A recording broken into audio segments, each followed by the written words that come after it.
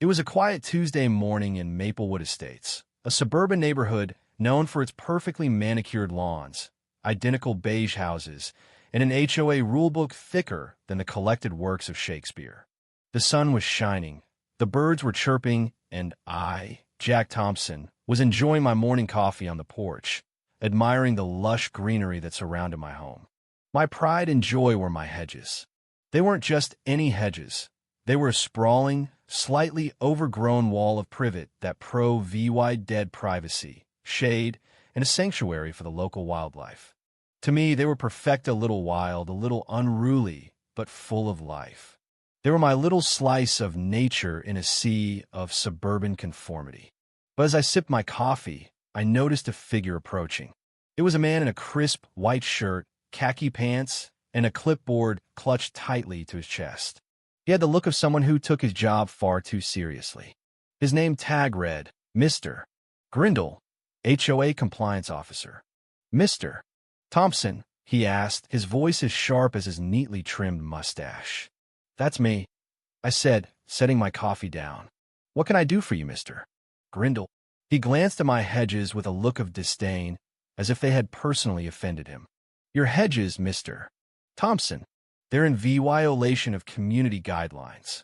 Violation, I repeated, feigning innocence. How so? They're too tall, he said, his voice tight with disapproval. They're unruly. They detract from the uniform aesthetic of Maplewood Estates. I couldn't help but laugh. Uniform aesthetic? You mean the sea of beige houses and perfectly trimmed lawns? My hedges add character. They provide privacy, shade, and a home for the birds. Isn't that what nature is all about? Mr. Grindle wasn't amused. Section 4, Paragraph C, Subclause 7 of the Maplewood Estates HOA covenant states that hedges must be maintained at a height not exceeding 4 feet and must be kept neatly trimmed at all times. I sighed. So what are you saying? I need to trim my hedges. Exactly, he said, handing me a warning notice. You have 2 weeks to remedy the situation. Failure to comply will result in a fine, followed by further action. I took the notice, my blood simmering. This wasn't just about hedges anymore. This was about control, about conformity, about the HOA's obsession with turning our neighborhood into a sterile, lifeless wasteland. As Mr. Grindle marched off, clipboard held high like a banner of bureaucratic triumph, I knew one thing for certain.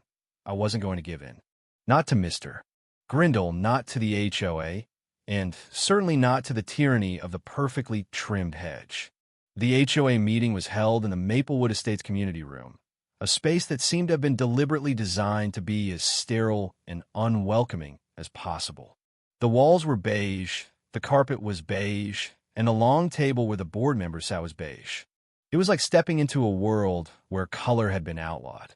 At the head of the table sat Margaret, the president of the Maplewood Estates HOA and the undisputed queen of all things orderly and under control. She was an older woman, always impeccably dressed in a severe business suit, her hair pulled back in a tight bun, and her expression a permanent mask of disapproval. She radiated an air of control and a deep-seated hatred of anything that deviated even slightly from her meticulously defined vision of suburban perfection. Mr. Thompson, she began, her voice sharp and accusatory. Your hedges have been brought to our attention. My hedges, Mrs. Highthorn, I corrected, trying to keep my voice calm and reasonable, are perfectly healthy. They provide privacy, shelter for wildlife, and a touch of natural beauty to the neighborhood. They're eyesores, Mr. Thompson, she declared, her voice rising in pitch. They're unneighborly. They're a blatant disregard for community standards. They're hedges, Mrs. Highthorn, I repeated, my patience wearing thin. Plants. Green, leafy things. They grow. That's what they do. They're attracting pests, she continued, ignoring my comment. Squirrels, birds, and who knows what else might be lurking in those unruly bushes. They're providing habitat, Mrs. Highthorn, I countered. They're part of the ecosystem. And frankly, I enjoy watching the birds and squirrels. They're lowering property values, she insisted. They make the neighborhood look unsafe vy list. She went on to announce her proposition. A new rule would be voted on at the next meeting, placing further restrictions on the height of hedges. I pointed out yet again that there weren't currently any rules being broken, but Mrs. Highthorn was unmoved. She was a woman on a mission to eradicate all traces of untamed nature from Maplewood Estates. The hedges, Mr. Thompson, she said, her voice dangerously low, must be trimmed to a reasonable height. You have been warned. She slammed her gavel down, signaling the end of the discussion and seemingly the end of my peaceful existence in Maplewood Estates. The official notice arrived a few days later, delivered with the solemnity of a death warrant. It was printed on thick, cream-colored paper, embossed with the Maplewood Estates HOA logo, a perfectly manicured lawn, naturally and filled with legal jargon that basically boiled down to one thing: trim your hedges or else. Hedges, the notice stated, must be maintained at a height not exceeding 3 feet. All hedges must be neatly trimmed and shaped, with no protrusions or irregularities. The deadline, 2 weeks. The penalty for noncompliance, a hefty fine, followed by further action, up to and including forced landscaping SARE VYCS. 3 feet. My hedges were at least 6 feet tall, a glorious wall of green that VY dead privacy, shade, and a haven for birds. Trimming them to 3 feet would be butchery. It would be hedge eyeside. It would be unacceptable. I paced my VYing room, my mind racing. I needed a plan, a strategy, a way to comply with the letter of the law while utterly, completely, and hilariously OLADing its spirit. I considered various options: trimming the hedges into the shape of animals, too cliché; painting them bright pink, too obvious; spelling out HOA sucks in giant letters, tempting but probably illegal. Then I reread the notice again. The wording specified that the hedges had to be a certain height. It didn't say how I had to accomplish that. It did say they had to be neatly trimmed. A slow smile spread across my face. Neatly trimmed, I muttered. Oh, I'll give them neatly trimmed. They want them cut. I'll cut them. The plan, when it fully formed in my mind, was so audacious, so juvenile, so utterly perfect that I burst out laughing. I wouldn't just trim my hedges. I'd sculpt them into something memorable, something unforgettable, something that would send a clear, unmistakable message to Margaret Highthorn and the entire Maplewood Estates HOA. I would trim my hedges into the shape of a giant middle finger. My first challenge was finding someone to help me execute my VY shown. I needed a landscaper, yes, but not just any landscaper. I needed a topiary artist, a master of the hedge clippers, a Michelangelo of the privet. I found him online. His name was Edward, and his website showcased an impressive portfolio of topiary creations: giant animals, intricate geometric shapes, even a life-sized replica of the Eiffel Tower made entirely out of boxwood. He was clearly the man for the job. So, let me get this straight, Edward said, looking over my very detailed sketch of the proposed middle finger hedge. You want me to trim your hedges into this? Exactly, I said, nodding enthusiastically. A giant middle finger. As big as possible, as detailed as possible, and most importantly, directed right at that house. I pointed across the street toward Margaret Highthorn's perfectly manicured and hedge-free residence. Edward stared at me for a moment, then burst out laughing. You're serious? Dead serious, I said. I have a situation with my HOA, and this is my response. Edward grinned. Mr. Thompson, I love it. This is going to be the most epic hedge sculpture I've ever created. But, are you sure about this? It's a bit direct. Direct is exactly what I'm going for, I said. I want it to be unmistakable. I want it to be unforgettable. I want it to be the most glorious, defiant middle finger hedge the world has ever seen. And so, construction, or rather, deconstruction began. Edward, a true artist with a pair of hedge clippers, arrived with an arsenal of tools: electric shears, hand clippers, scaffolding, measuring tapes, and even a level. Apparently, even rebellious topiary requires precision. He surveyed my overgrown privet hedges with a critical eye, then nodded, a mischievous glint in his eyes. "This is going to be fun," he said. The trimming process was a slow, meticulous, and utterly fascinating spectacle. Edward worked with the skill of a surgeon, carefully shaping and sculpting the hedges, gradually transforming them from shapeless green mass into a giant, unmistakable symbol of defiance. He started with the base of the finger, trimming the surrounding hedges down to the HOA-mandated 3-foot height. Then he began to work on the finger itself, carefully shaping and pruning, stepping back frequently to assess his progress. It was like watching Michelangelo carve a VYD, except instead of marble, he was working with privet, and instead of a Renaissance masterpiece, he was creating a giant, leafy middle finger. The neighbors, as expected, were captivated.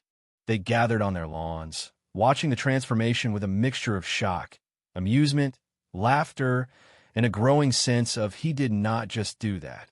I even saw a few of them taking pictures. I suspected my middle finger hedge was about to become a local legend. My internal monologue was a constant stream of giddy anticipation and triumphant pronouncements. "Take that, Margaret Highthorne," I muttered to myself as the finger began to take shape. "Enjoy your uniform aesthetic now." There was, of course, a brief VY sit from Mr. Grindle, the HOA's ever VY Gillant, an increasingly stressed-out enforcer. "Mr. Thompson," he stammered, looking up at the partially sculpted hedge, his face a mask of horrified confusion. "What, exactly, is this?" "It's topiary, Mr. Grindle," I said with a perfectly straight face. "I'm trimming my hedges, as per the HOA's request." But, it's," he sputtered, clearly struggling to find the words. "It's a work in progress," I interrupted. "A landscape enhancement. A tribute to modern art." Mr. Grindle stared at me, then at the hedge, then back at me. He clearly had no idea what to do. He mumbled something about consulting with the board and retreated, looking utterly defeated. I, Jack Thompson, had once again outmaneuvered the HOA, and my middle finger hegemony monument of suburban rebellion was nearing completion. The anticipation was almost unbearable. The neighborhood was buzzing, and I, for one, couldn't wait to see the final result. The unveiling of the green thorn salute, as I christened my topiary masterpiece, was a moment I'll cherish forever. It stood there in my front yard, in all its leafy, defiant Gloria giant, unmistakable middle finger, meticulously sculpted from my formerly overgrown privet hedges. It was beautiful. It was absurd. It was the perfect embodiment of my contempt for Margaret Highthorne and her ridiculous rules. And as expected, Margaret's reaction was spectacular. She arrived, predictably, in a state of apoplectic fury, her face a mask of outrage, her perfectly coiffed what was left of it after my pre-VYS HOA battles practically VY, bratting with indignation. She didn't even bother with the pretense of knocking. She just stormed on my property, her heels clicking on the pavement like the hooves of an approaching apocalypse. "What?" she bellowed, her voice echoing through the pre-VY, usly peaceful neighborhood. "Have you done?" I emerged from behind the green thorn salute, a picture of calm serenity, holding a pair of gardening shears and wearing a t-shirt that read, "I break for topiary." "Good morning, Margaret," I said, my voice smooth and even. "You're admiring my hedge trimming, I presume?" "Hedge trimming," she shrieked, pointing a trembling finger at the massive green digit. This is obscene. It's a giant hand GIVYing everyone the finger." "I trim my hedges, Margaret," I corrected with a perfectly straight face. "As per your request, or rather, your demand. And as you can see, it's perfectly compliant with the height requirement. The overall height of the hedge has been significantly reduced, although," I added with a mischievous grin, "certain parts may be a bit taller." You did this on purpose," she accused, her voice shaking with rage. You maniac." "I simply exercised my artistic license, Margaret," I said with a shrug. "And I must say, I'm quite pleased with the result. It's bold. It's expressive. It's a statement." I paused for dramatic effect. I call it the green thorn salute. It's a disgrace, she sputtered, her face turning a shade of purple-eyed pre-VY usly only seen on overripe eggplants. It's offensive. It's going to traumatize the children. I think the children find it quite amusing, I countered, gesturing toward a group of kids who were gathered on the sidewalk, giggling and pointing at the hedge. And frankly, Margaret, I think it's a vast improvement over your aesthetic standards. Margaret opened her mouth to retort, but no words came out. She just stood there, sputtering and fuming, her eyes fixated on the giant green middle finger that now dominated my front yard and, quite possibly, her nightmares. I'll have this. This thing removed, she finally managed to choke out, her voice hoarse. I'll sue you. You'll do nothing, Margaret, I said, my voice firm. Because, as I've said before, I've followed the rules. And now, if you'll excuse me, I have to go admire my art. I turned and walked back toward the green thorn salute, Leah VYing Margaret standing alone on my lawn, looking like a deflated and very angry balloon. What followed was a period of escalating absurdity that I can only describe as the Hedge War. Margaret, obsessed with getting rid of the green thorn saluter at the very least, making my life miserable, tried every tactic she could think of. She filed complaints with the city, claiming it was a zoning violation, a safety hazard, and a public nuisance. The city inspectors came, they inspected, and they found nothing. My hedge was perfectly legal. She tried to organize a neighborhood petition to have it removed. She went door to door, armed with her clipboard and her think of the children speech, trying to con VYNCE people that my hedge was a threat to their property values and their moral well-being. The petition failed miserably. Most people either politely declined to sign or slammed the door in her face. Some even signed a counter-petition I had created, praising the hedge as a work of art and a symbol of neighborhood spirit. She even, I suspect, attempted some minor acts of vandalism.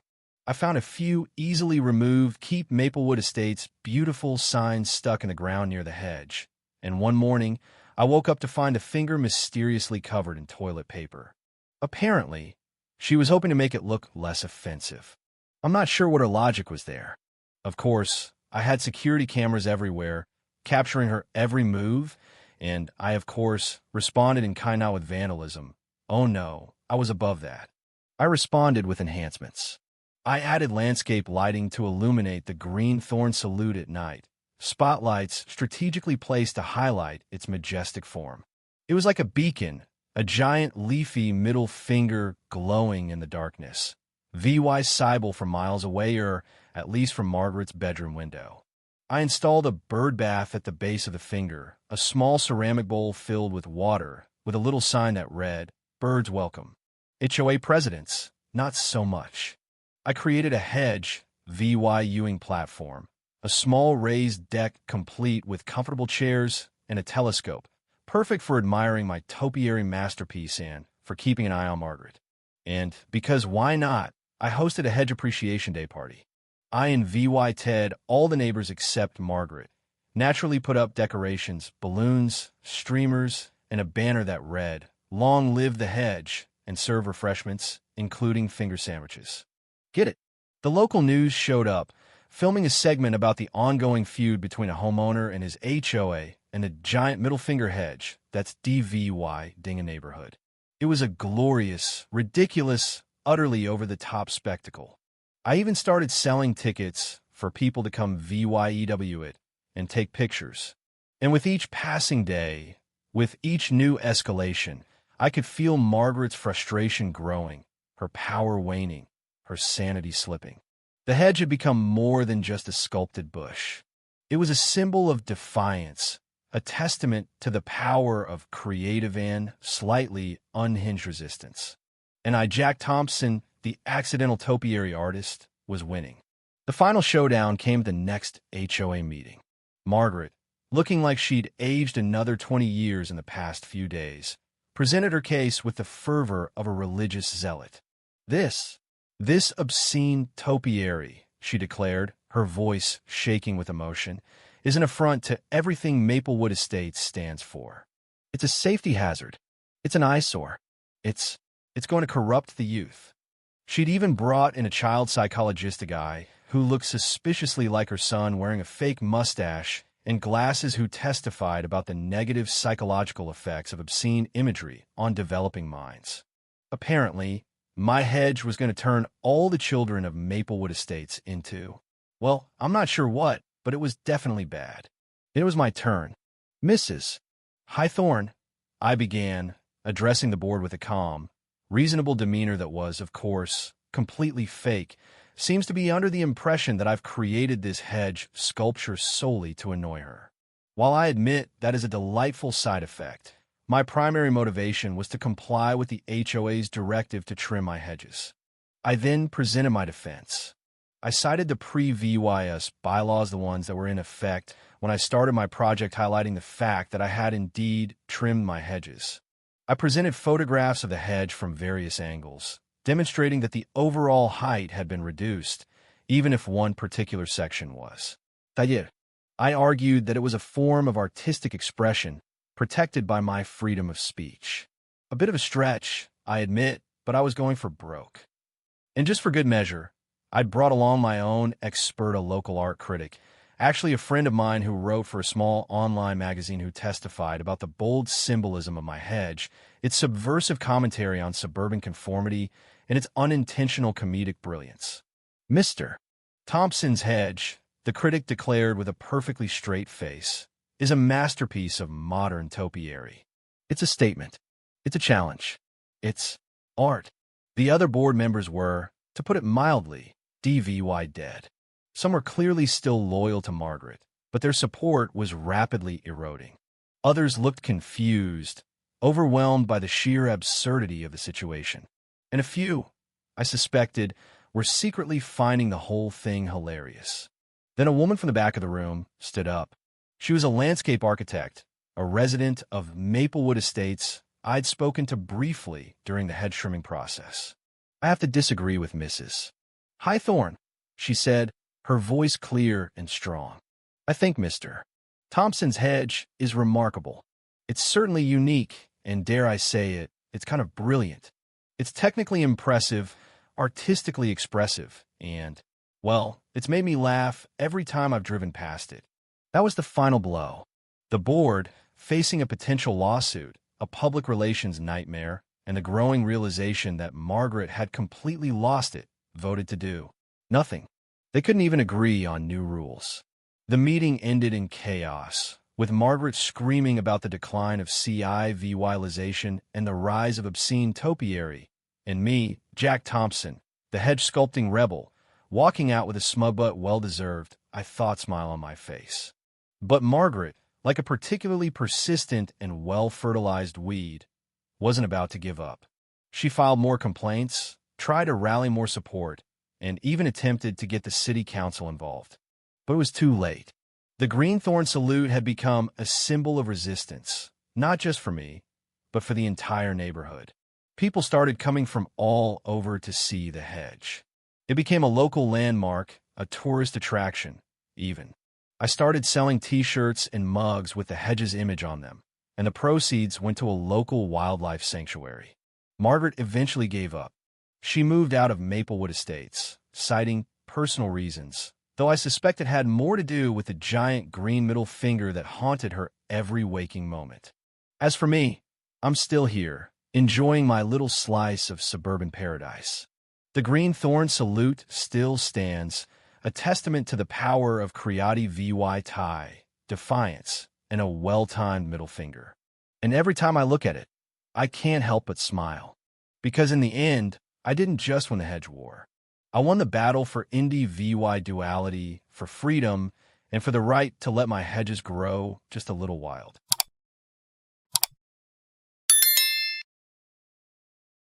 If you were the one in this story, how would you react?